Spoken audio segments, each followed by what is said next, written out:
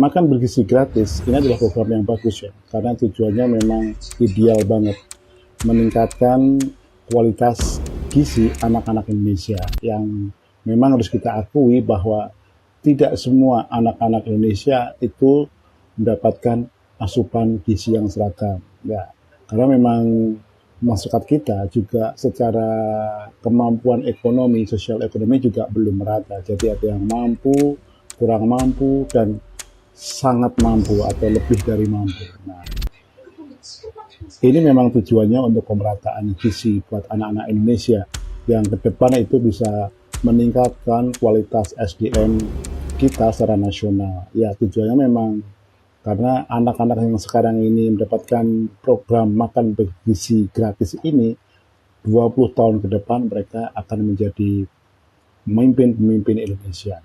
Nah, tapi sayangnya program ini tidak termanage dengan baik ya. Terkesan sangat terburu-buru ya.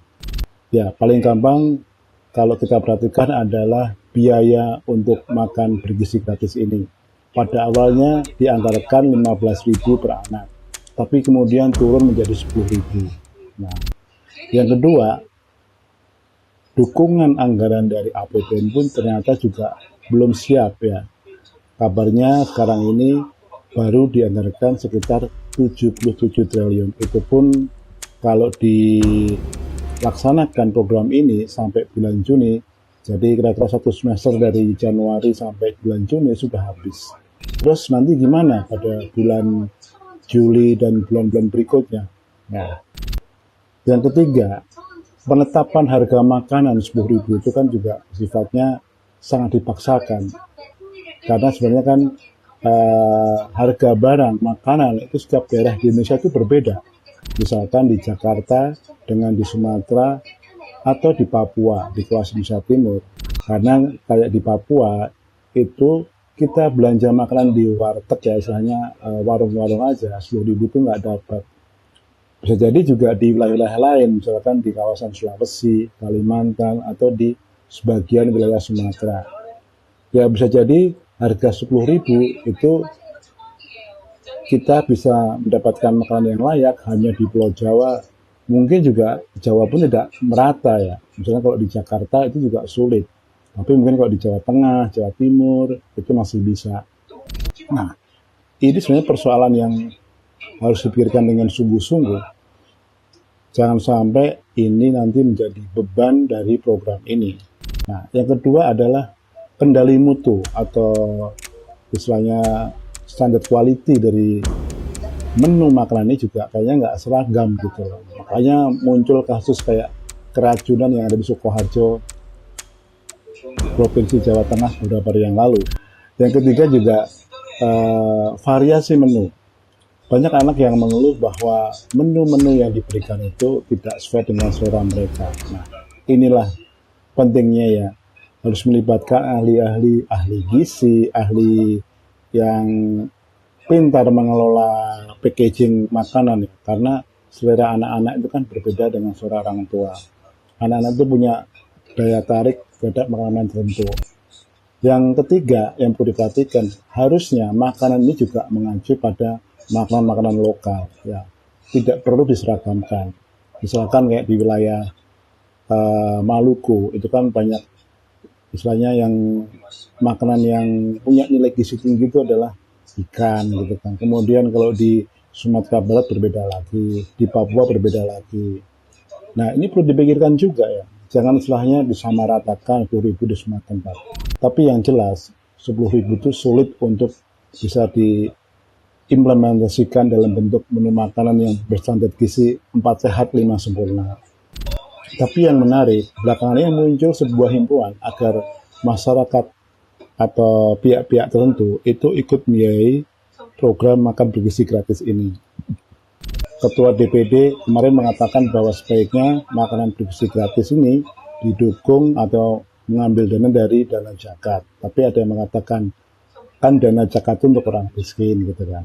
Kemudian yang kedua, salah satu anggota DPR juga menyatakan pendapatnya sebaiknya konglomerat lah yang ikut membiayai makanan ini. Ini kan menurut saya agak sedikit janggal gitu ya. program ini seakan dipaksakan banget harus terlaksana. Kenapa nggak ditata dulu manajemennya?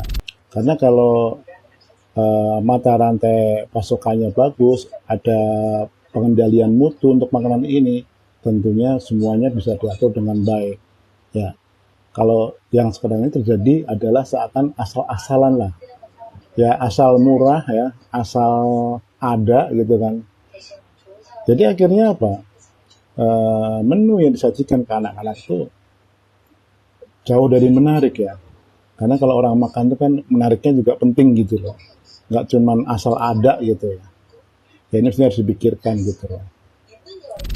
Ya saya pikir ya sebaiknya istilah makan bergizi gratis ini dipakai aja lah dengan istilah snack bergizi gratis, itu lebih memungkinkan. Karena dengan harga 10.000 ya, itu masih bisa cukup. Misalkan susu sama satu snack apa gitu kan, itu bisa. Tapi kalau sekarang ini seolah harus dipaksakan semua ada, akhirnya jadi mengada-ada. Dan kelihatan sekali bahwa tidak ada kesamaan mutu antara satu wilayah dengan wilayah yang lain. Ada yang katanya mewah, ternyata itu adalah bantuan dari pihak-pihak tertentu gitu kan. Ada yang memang hanya mengimplementasikan dari dana itu, akhirnya juga yang dibelanjakan untuk memasak itu cuma 5.000, yang 5.000 pasti untuk biaya masak ya.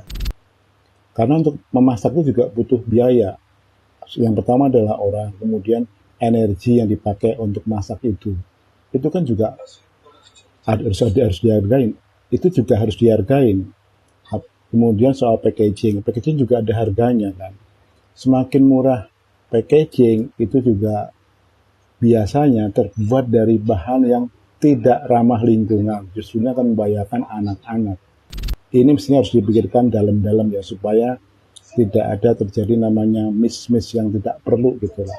Yang pertama perlu dibenahi, yaitu mata rantai pasokan makanan ini. Pilihlah kontraktor-kontraktor yang memang sudah punya pengalaman dan bisa menjaga kualitas ya. Yang kedua, soal pembiayaan juga harus pasti. Karena seorang supplier tidak akan mau mengerjakan kalau duitnya nggak jelas. Pada akhirnya nanti ujungnya cuma masalah konflik yang tidak perlu, yang akan mengganggu jalannya program makan gratis ini. Ya, mestinya pemerintah sebaiknya itu menunda setahun, membenahi semua manajemennya di setiap wilayah, setiap kota, setiap daerah, agar semua ada kesamaan mutu. Yang kedua, menu-menu yang disajikan itu sebaiknya sesuai dengan selera masyarakat lokal. Itu juga penting.